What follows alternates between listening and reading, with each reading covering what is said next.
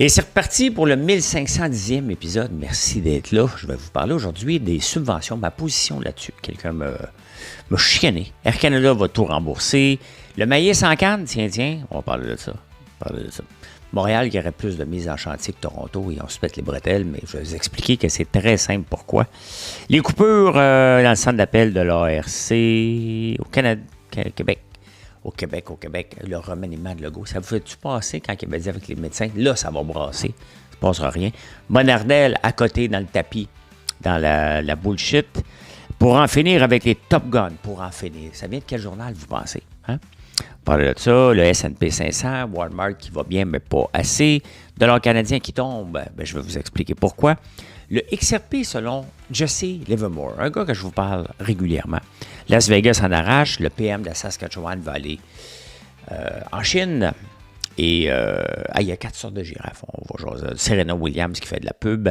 Et comment régler le stress?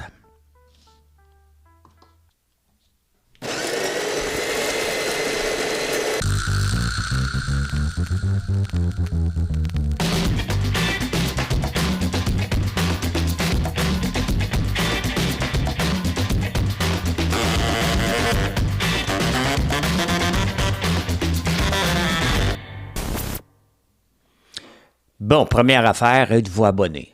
Non. Mais pourquoi vous m'écoutez d'abord? Hey, je fais pareil. OK? J'ai pas le bouton facile d'abonnement sur YouTube. C'est drôle, cet algorithme-là. Hein? Sur Facebook, c'est plus facile. Sur TikTok, c'est plus facile. Ici, c'est à l'arraché. Facebook, pas de temps. Il faut que je vous le demande. Il faut que je vous invite, lorsque vous faites un like, à me suivre. Et ça fait une grosse différence. Ça fait une très, très grosse différence. Mes ventes vont très, très bien et je le vois que c'est lié avec ma présence sur les réseaux sociaux, hyper active, bien évidemment. Et en parlant d'hyperactive, j'ai parlé d'un statut avec mes pétales de tournesol, puis comment j'ai évolué à faire autant de produits à partir d'une seule plante, que ça va de la pétale, du fleuret, l'huile, bien évidemment, le tourteau de tournesol. Et le tourteau m'est venu à un moment donné, je cherchais quoi faire avec ça, puis en fouillant, je suis tombé sur une compagnie qui a une subvention pour développer le tourteau de tournesol. 59 624, un autre producteur d'huile du Québec. Et je me suis dit, mais pourquoi une subvention? Puis moi, je suis fier de ne pas en avoir. Ça ne veut pas dire que je n'aurai jamais, puis ça ne veut pas dire que vous êtes une bande de cons si vous n'avez pas de subvention. Ça veut dire que quand tu as une subvention, il faut que tu remplisses des papiers. Souvent, tu dois faire affaire avec un consultant externe. C'est de la grosse bullshit. Ça ne me tente pas. Ça ne me tente pas. S'il y en a une subvention, là, qui va me rapporter plus d'argent, je vais le prendre, je ne suis pas un con. Il faut que je sois à la même force que mes compétiteurs. Mais je ne courrais pas après les subventions. Regardez tous les produits que j'ai développés, j'aurais pu tout aller chercher des subventions pour ça. Développer l'huile de soya, le grain de soya en shampoing. On s'entend dessus que ça fait un beau titre de subvention. C'est un choix que j'ai fait. Et je ne vous juge pas, ne soyez pas offusqués. Mais si vous avez à démarrer une entreprise, puis vous allez quêter des subventions pour démarrer, vous perdez du temps. Trouvez des clients, commencez plus petit. C'est ça qui est mon message que je vais toujours répéter. Mais je ne suis pas inconscient de une, là. M'en prendre. C'est pas trop compliqué, puis je ne suis pas obligé d'écouter un consultant qui va me dire... Parce que j'ai déjà demandé à m'amener une subvention. J'avais une subvention. Première étape, je ne comprends rien comment le faire. Fait que le ministère de MAPAC nous donne un consultant. Bon, OK, on va analyser l'érable. Ça fait déjà 4 ans qu'on est dedans. Oui, mais quel est le marché? Vers où on s'en va? Je dis, OK, raccroche. On est en zoom, je vais peser sur le bouton off. Merci, bonjour. Hey. Il y a un gros marché de consultants de subvention, puis ça m'énerve. Voilà, Air Canada, lui, il va rembourser. Je comprends même pas, j'en ai parlé hier, mais dans les journaux tous les jours, c'est pas parce qu'on parle d'une nouvelle qu'elle est éteinte, là. Elle roule. Mais sincèrement, OK, t'es pogné à l'étranger parce que t'es en grève. Oui, tu rembourses tout. Point final. L'hôtel, les repas, tout, la bière, tabarnak, le bikini, ton bikini était fini, tu sais. Tu avais été d'une place nudiste. Tu n'avais pas besoin d'une bikini, mais là, regarde, tu n'es pas à la même place. Fait que là, tu en as besoin d'un. Ah ouais, facture. Niaisage. Du niaisage. On fait du maïs en canne ici pour Del Monte puis une autre compagnie. La compagnie s'appelle Norterra. Norterra. Et elle vient de perdre un contrat avec l'Oblast pour le maïs en canne, le maïs qui vient du Québec, sans nom, chez l'Oblast. Et l'Oblast a décidé de prendre son maïs en Chine. Et qu'est-ce qu'elle dit, l'Oblast? On n'est pas assez productif ici. J'en parle combien de fois dans ce show-là, la productivité qu'on doit augmenter. Bien, si on n'augmente pas la productivité et on le vend plus cher, à la fin, là, on s'entend-tu, là, le maïs en canne, là, le client, ce qu'il veut, là, c'est pas payer cher. Là, à ce moment-là, quand tu achètes une canne jaune, là, tu n'achètes pas Made in Canada. Tu n'achètes pas cher. Donc, si c'est trop cher Made in Canada parce que ta productivité est nulle, bien, tu vas perdre des contrats. À un moment donné, on va-tu se réveiller?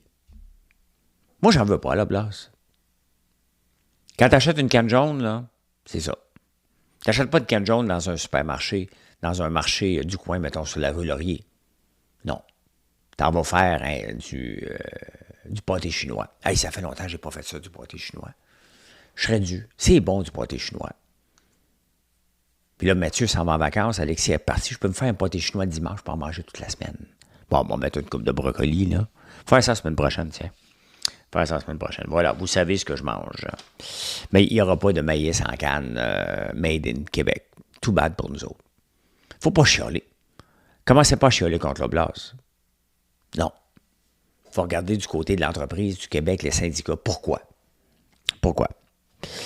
Hey, Montréal, qui a le plus de mises en chantier que Toronto, puis là, ben, Montréal se pète les bretelles. Là, tu veux comment qu'on est bon, qu'on est fin, qu'on est smart? Non, non, non. Donc, il faut mettre en contexte. Toronto a eu trop de mises en chantier. Il y a des loyers vacants, comme un peu partout, à part au Québec. Donc, les chiffres qu'on voit au Québec, là, par rapport aux autres, c'est juste une comparaison. Les autres, ils sont obligés de ralentir. Et les loyers sont vides, puis on a trop construit. Montréal, Toronto, Calgary, partout. Ben, à part Montréal, excuse. Fait que là, on continue à Montréal. Les autres mettent les breaks. Ah! Oh! Regarde la différence entre Toronto. Ben non. Les chiffres, il faut toujours les faire parler. Parce qu'un chiffre là, peut te faire dire n'importe quoi. Il faut les savoir les faire parler. Si on ne sait pas ça, ben, on va se battre les bretelles. Check bien la mairesse là, qui va en parler bientôt. Là. On était-tu bien? Ça est comme revenu dans l'actualité. On était-tu bien quand elle était en vacances? Elle termine dans 2-3 mois. Là. Peux-tu juste avoir la paix? Finalement, elle retourne en vacances. On va te le payer. Comme un boss m'a déjà fait au gouvernement. Il m'avait dit, j'étais commis à l'entrée de données chez Statistique Canada. J'avais un bac en finance et économie. Je voulais travailler dans ce domaine-là. Et c'est ES ou FI au gouvernement. Donc, j'avais le choix entre les deux. Et j'ai appliqué sur un poste de FI, puis il m'avait dit, François, ça n'existe pas un commis qui devient analyste financier au gouvernement. Il y a des étapes à suivre. T'sais. Moi, je vais commencer dans un poteau. Fait que, sois patient. Pas patient, moi. J'ai les compétences pour aller faire le job, je vais aller la faire. Puis j'ai eu la job. Tabarnane, j'ai eu la job. Fait que j'ai été le voir, hein, bien content. Et Jacques, ça s'appelait Jacques Beauchamp. Hey, je suis Jacques. Je viens d'avoir la job. J'ai gagné le concours d'analyste financier. Il dit, tu pars quand? Tu commences quand? J'ai dit, dans 3 semaines. Il dit, va-t'en chez vous, je te paye des vacances. Merci, bonjour. Hein? Il ne voulait plus me voir la face. Pas de chez nous. Pas de chez nous. T'allais manger des beignes. C'était gros dans ce temps-là. Je mangeais des beignes, puis un double. Ben, écoutez, il y a des coupures qui s'en viennent au gouvernement fédéral. Une maudite bonne réponse, c'est qu'est-ce que le syndicat fait? Capote, hein? Ils font avec l'argent des syndiqués, ils font des pubs. Hein? Ils font des pubs de ne pas couper l'employeur, les emplois. C'est pas la job du syndicat de décider. Là. L'employeur a encore le droit d'embaucher, puis autant qu'on a un droit de grève pour un droit de lockout, on a le droit d'embaucher puis le droit de mettre dehors des gens. si on veut réorganiser le travail, si ça prend plus de temps, là, répondre à l'ERC, c'est que les syndiqués font une grève du zèle. Il y a moyen de se réorganiser, de s'arranger, de comprendre pourquoi faire qu'on a des appels, les réduire les appels, mettre plus de pression sur les agents. Je viens d'un centre d'appel, je sais comment ça marche. Là. Donc là, ils capotent. Ça va prendre encore plus de temps. Pas de tes affaires. C'est pas de tes affaires. Combien de temps que ça va prendre? Si l'employeur décide de couper, peut-être qu'il y a des solutions. J'ose espérer. Je suis encore de bonne foi avec le gouvernement, malgré tout. Là. Malgré tout. Ah, le devoir qui... parce que là, tout le monde parle que le télétravail est terminé, puis elle dit non, préservons le télétravail. D'après moi, elle a peur de retourner écrire des textes au devoir. Là. Mais je suis pas contre. Mais attention, si on préserve le télétravail, c'est pas fait pour tout le monde. Donc, comment qu'on va mesurer maintenant? Comment qu'on va donner les augmentations? Parce que dans les grandes entreprises, c'est toute la même affaire. Il n'y a pas au mérite. Donc, je n'ai pas de problème. Préservons le télétravail, mais revoyons les augmentations salariales basées au mérite. Donc, tu es meilleur, on va refaire 90-10. Donc, 80 des employés sont bons, méritent 3 mettons. Il y a 10 des employés qui tirent le groupe. Ceux-là, peut-être 5 Et le 10 qui traînent de la patte, on les fout à porte. C'est comme ça. Il y a des entreprises qui fonctionnent comme ça. Goldman Sachs fonctionne comme ça. Sybase, qui est acheté par Oracle, fonctionnait comme ça aussi. Chaque année, 10 du staff était mis à la porte. Imaginez ça au gouvernement. C'est chiant, là. Mais dans un monde entrepreneurial où la concurrence est vive, tu ne peux pas traîner des employés qui ne suivent pas le groupe. Il va toujours en avoir. C'est pour ça qu'à chaque année, il y a toujours quelqu'un qui tombe dans le bas du 10 Mais tu sais, tu as une job, là. Il faut que tu te défonces. Vous allez me dire, non, mais regardez les joueurs de hockey qui se traînent la patte, là, vous chiolez contre eux autres. Mais c'est la même chose dans l'entreprise. Peu importe la grosseur de l'entreprise, t'en veux pas qu'ils se traînent la patte. Fait que, pas de problème, faisons ça. Ah, hey, il y a une nouvelle étude.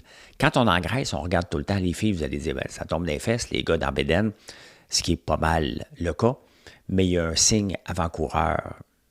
Peut-être que vous ne le voyez pas, mais c'est la langue. On engraisse la langue. Il y a du gras en arrière, et c'est pour ça qu'on commence à ronfler. Premier signe d'engraissement. Ben, tu le vois sur ta bédaine, là. Tu as engraissé? Non. Tu ronfles? Oh, oui.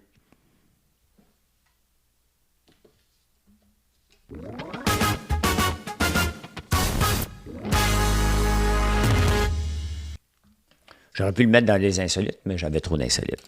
Alors, le remaniement de Legault, là. Vous savez, à un moment donné, pour les médecins, là, François Legault, il avait sorti « Là, ça va brasser. » C'est quelque chose qui brasse? Non. Son remaniement, qu'est-ce que tu veux qu'il prenne? Tasser Bonnardel? Oui, OK, parfait. Tasser Geneviève Guilbeault? On va mettre qui? Louis Lemieux? Mon ancien animateur à Radio 9? Voyons. Il n'y a personne. C'est un remaniement niaiseux qu'il va avoir. Là. Pensez pas là, qu'il va y avoir des grandes choses. Là. Il n'y a personne en arrière. Ceux qui sont là, sont à côté dans le tapis. Là. D'ailleurs, Éric Kerr, comment ça se fait qu'on ne voit pas encore à SAQ Click, lui? Il n'était pas en charge de ça, lui? Bonnardel qui joue à l'imbécile. On ne le savait pas. Hey, écoute bien, on a eu un maire comme ça, Gérald Tremblay, là, qui ne savait rien. Là. Tu sais, à un moment donné, là, on peut te dire de la bullshit. Si tu es assez con pour accepter la bullshit, ça t'appartient, Bonnardel.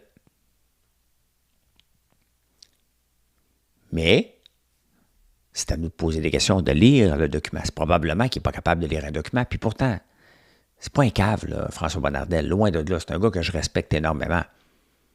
Mais là, tu es en commission d'enquête. Là. Tu vas dire, regarde, j'aurais dû poser des questions, je ne l'ai pas fait. Je suis capable de lire un état financier, je ne l'ai pas lu. Arrêtons d'inventer, là. C'est-tu outrage au tribunal, ça, quand tu mens devant une commission d'enquête? C'est pas un vrai tribunal, mais à un moment donné. C'est quoi les sanctions si tu mens? Il avait pas, on lui a donné la mauvaise info. Ben, va chercher. Les coûts explosent. Il me semble que c'est un premier cas, là. Tu t'assois et tu regardes.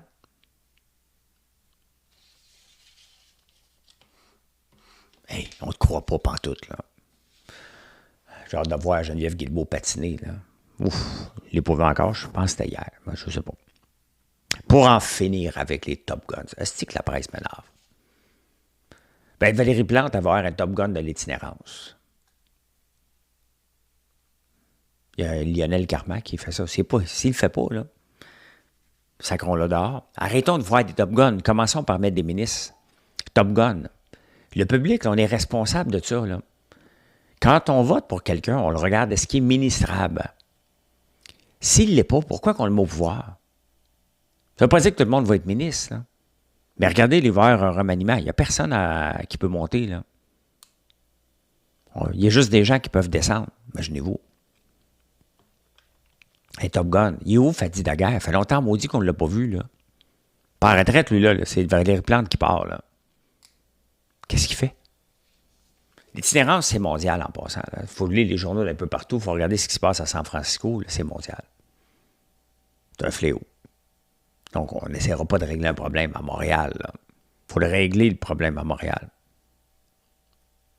Mais c'est un fléau mondial aussi, là. C'est facile, hein, quand tu n'as pas de budget. Donne-moi. Si Lionel Carman, comme ministre, n'est pas capable de mettre des gens en place pour essayer de trouver une solution, il va toujours en avoir des itinérants, il y en a toujours eu. Il y a des gens qui c'est par choix, il y a des gens qui n'ont pas le choix.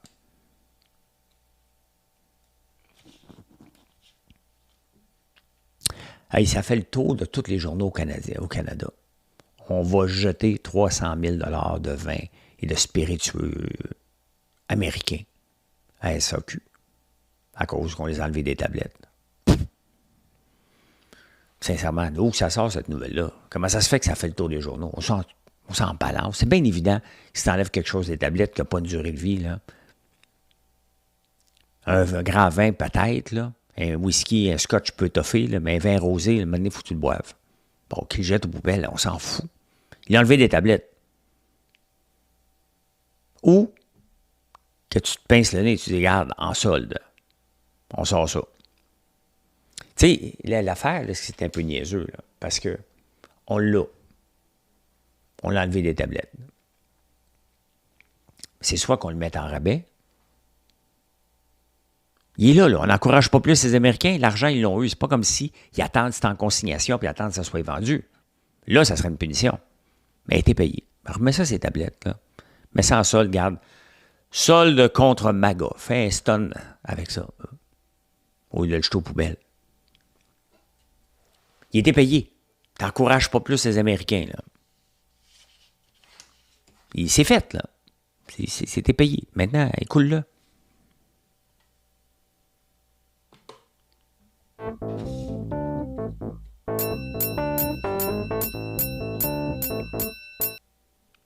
Bon, au moment où j'enregistre ce show-là, je n'ai pas ce qui s'est passé à Jackson Hole avec Powell et la Fed américaine par rapport au taux d'intérêt, par rapport à l'économie. Donc, peut-être la bourse, elle vient de cracher, puis que je n'ai pas les bonnes données, donc je fais attention à ce que je vous raconte, parce que je ne l'ai pas. Donc, je vais l'avoir demain, si j'ai le temps de faire un show. Je ne fais pas de show le dimanche et lundi. Je me donne l'option de ne pas le faire. Si j'ai le temps, je le fais. Si je n'ai pas le temps, bien, vous le savez que le show actuel, c'est du mardi au samedi. La bourse, bien, ça fait 5 jours que, justement, mais là, elle a peut-être planté, peut-être qu'elle a explosé. Là, je ne peux pas vous le dire, mais regardons ça un peu. Ça, je vous amène, là. Paniquez pas. Paniquez pas. Ceux qui sont en podcast, eux autres, ils ne savent pas que je suis en train de changer d'écran. Ben, regardez, le S&P 500, là, il a pogné de 4008 à 6300 depuis le mois d'avril. C'est une très belle progression. Est-ce qu'il fait du surplace en ce moment? Ça fait 5 jours qu'il descend. Mais c'est-tu une grosse descente? Ben non. Et c'est normal. C'est normal. Est-ce qu'il y a de l'incertitude? Et c'est ça qui est la beauté d'acheter un fonds à chaque mois. Hier, quelqu'un sur un live TikTok me demande, Si j'ai 50 000 à placer, comment je devrais le placer dans quoi? Ben moi, je dis tout le temps, place où ce que tu veux, mais place-les pas d'un coup. Puis choisis des indices. Je pense qu'on peut se dire aujourd'hui qu'il y a assez de ETF et des indiciels pour arrêter d'essayer de deviner quelle compagnie peut fonctionner ou pas. Tu sais, je vous donne un exemple là, très simple, le ETF Gold. J'avais investi dans Barrick Gold, j'aurais dû investir dans... C'est celui-là, là. Il y en a tellement de gold, là. On va choisir lui pour voir.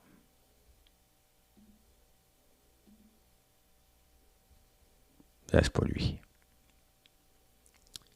Ben oui, on peut dire que c'est en état. Regardez, mettons que c'est lui, là.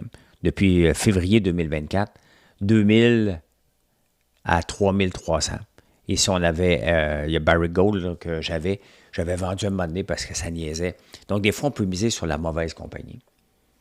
Donc, bien plus simple d'y aller avec un indiciel. Il y en a assez. Regardez pour la défense, je parlais avec mon gars, Alexis, quand je suis allé le reconduire. Puis, il me dit, hey, la défense, ça va monter beaucoup. Mais j'ai dit, tu sais, Alexis, regarde les ETF. Si tu veux investir, tu commences à investir une partie de l'argent de son REA qui veut la réinvestir, bien, je dis, regarde les ETF. Moi, j'en ai pas d'ITA, là. J'en ai pas de gold. Ce pas des recommandations d'achat, ce sont des options que je vous donne pour vous dire, regardez ce genre de choses-là si vous avez de l'argent et en mettre, bien, seulement, tranquillement. Ne jamais mettre d'un coup parce que vous ne savez pas ce qu'elle va aller la bourse. Donc, si, en ce moment, depuis un mois, le S&P 500 fait du surplace, tu accumules au même montant. Et c'est ça. Si tu as 50 000 à mettre, ben, je mettrais 5 000, 6 000 par mois. Il n'y a pas de presse à l'investir. C'est des placements à long terme. Tu ne peux pas prendre de chance que ça descende et que tu récupères ton investissement dans 10 ans. Si tu le fais à chaque mois, tu minimises ton risque. Tu minimises peut-être tes profits à court terme, mais à long terme, c'est toujours gagnant. C'est toujours gagnant. Donc, le S&P 500 rapporte 18 %. Lorsqu'on le place à chaque mois, j'avais fait un reverse. Pas la méthode hot potato. On reste couch potato, seulement le S&P 500. Ça rapporte du 14 % historiquement. Donc, voilà. Walmart. Walmart, t'es où, Walmart? T'es là. T'es là. Walmart qui annonce des chiffres, mais pas assez bon. Pas assez beau. Une bonne débarque. Une bonne débarque de Walmart. Ça valait 102. Ça a tombé à 97. Bon, 5 piastres, là, c'est pas la fin du monde. Là. 5 %. Et Walmart est un baromètre américain.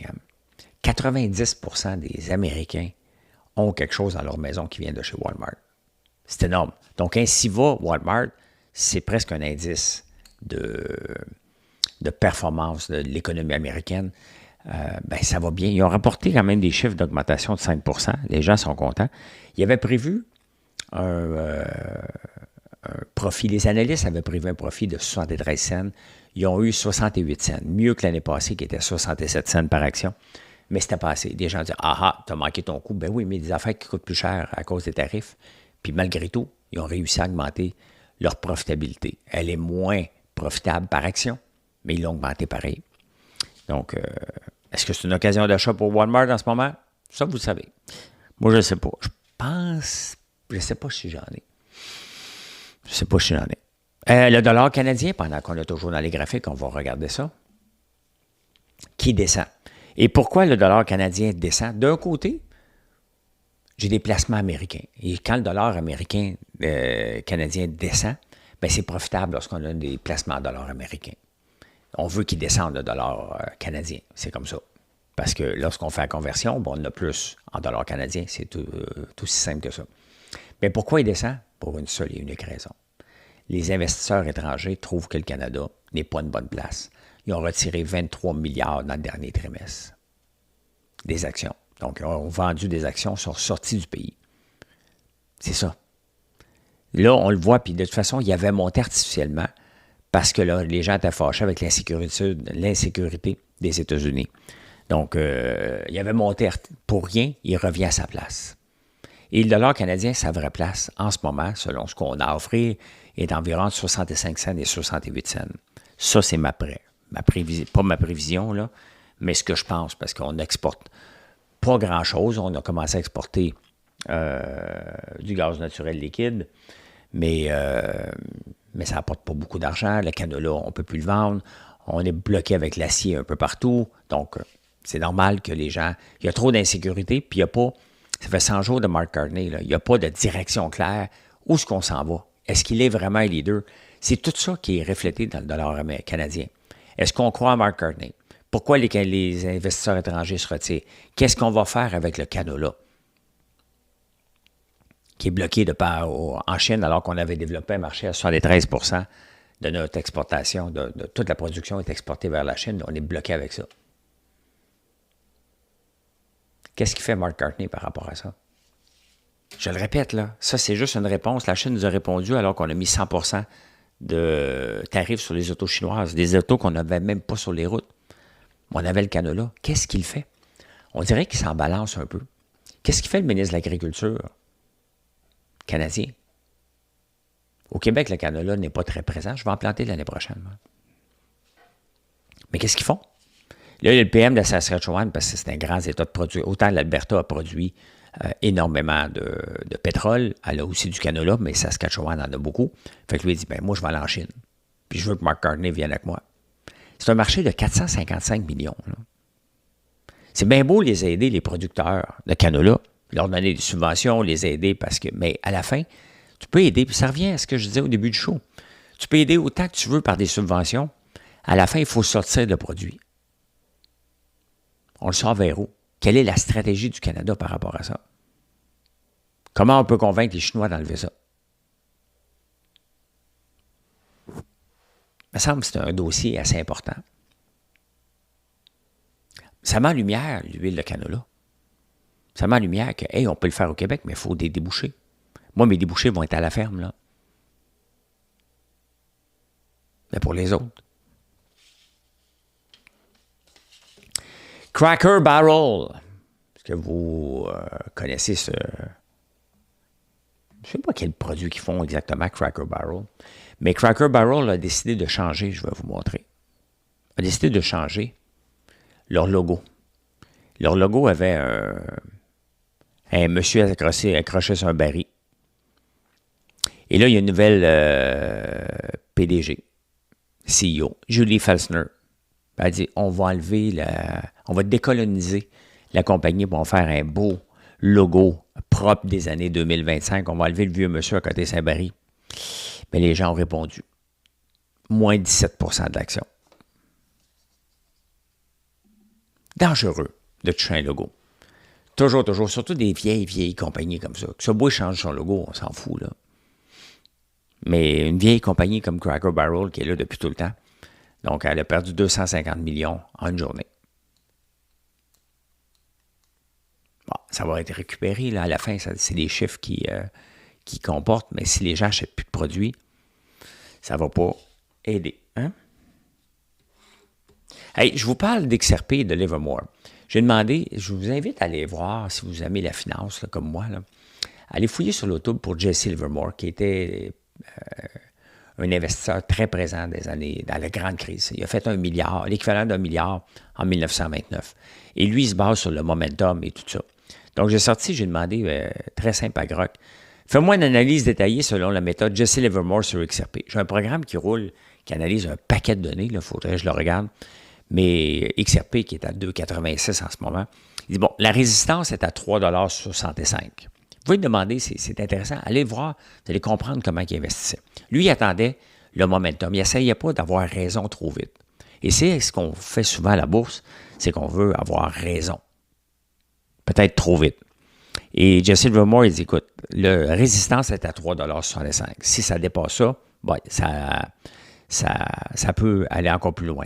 Si ça dépasse 3,65 $, ça va à 4 $. Là, il va y avoir un signal très fort. Mais le support, en ce moment, est à 2,30 $. Donc, ça peut redescendre, il est à 2,86 $. Il peut y avoir une correction. La zone de pullback confirmée correspond à un ancien triangle entre 1,79 $ et 2 $. Donc, niveau psychologique, 1 $. Donc, on ne sait pas trop où ce qui est en ce moment. Donc, Livermore, qu'on considère qu'on devrait attendre pour le XRP. Il y a beaucoup de choses, mais vous pouvez le sortir avec Grok, là. C'est gratuit, là.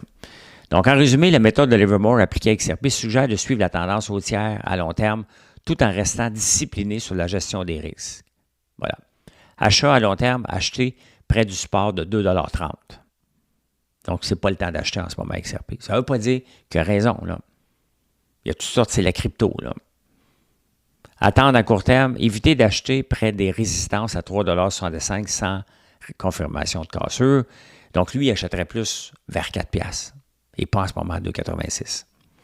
Fait que, tu sais, quand on fait des investissements, il y a quelqu'un qui m'écrit tu vas voir, dans la nuit de dimanche à lundi, le XRP va monter. Peut-être, par rapport à ce que la Fed a dit, peut-être, mais ça reste une boule de cristal. Donc, il faut regarder les données, mais ça reste de la crypto. Je me suis amusé un peu à vous sortir ça pour vous montrer que, avant de mettre une scène quelque part, informez-vous. Regardez l'ensemble. Vaut mieux avoir raison plus tard qu'essayer d'avoir raison avant tout le monde. C'est bien dit, hein? Hey, Las Vegas en arrache. Hein? On était, les Canadiens, on était les touristes les plus présents à Las Vegas. Mais là, on y va plus. On y va plus, fait que moins 11% de touristes. Ça va chialer. Ça, c'est l'effet de Donald Trump. On a répondu, pas besoin d'avoir de tarif, là. On ne l'aime pas. Il nous fait chier, on y va pas. On va garder notre argent ailleurs. C'est aussi simple que ça aussi, des fois. Hein? Le PM s'en va à Saskatchewan, j'en ai parlé. Ça va insolite.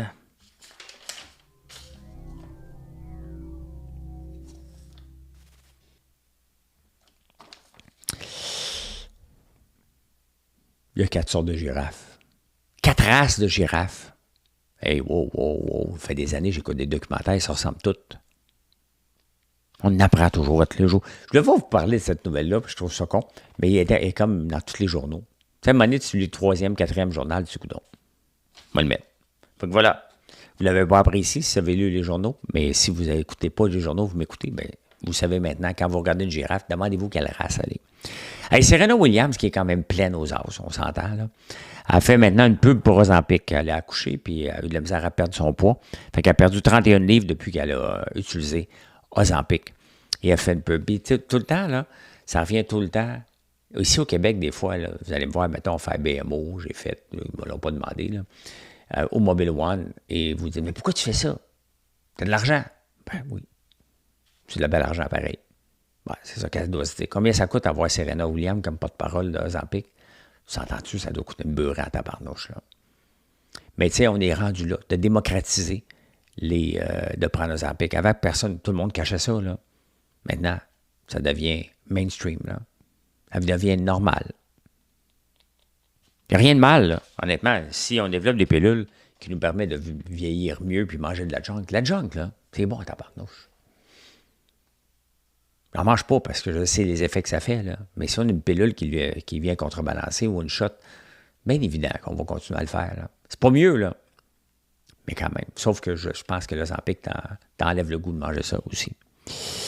Ben écoute, une des choses que vous devez faire, c'est boire de l'eau. On le dit, hein, s'il fait chaud, boire de l'eau. Boire de l'eau, je bois de l'eau. Au lit, je bois de l'eau. Mais ça va faire descendre le stress. Quand on manque d'eau, le stress augmente, le risque de diabète 2 aussi augmente. Donc, on devrait boire pour les hommes 2,5 litres d'eau par jour et les femmes 2 litres. Je suis en dessous de ça, malheureusement. J'y pense pas tout le temps. Mais je suis pas en dessous de... Mission accomplished. Hey, passez une belle journée. Venez nous voir en fin de semaine. Venez voir les tournesols. Je vais être là on and off samedi, dimanche matin, je vais être là. Donc, passez une excellente journée, un excellent week-end si je ne fais pas le show de demain matin. On se retrouve mardi. Allez, bye, bonne journée.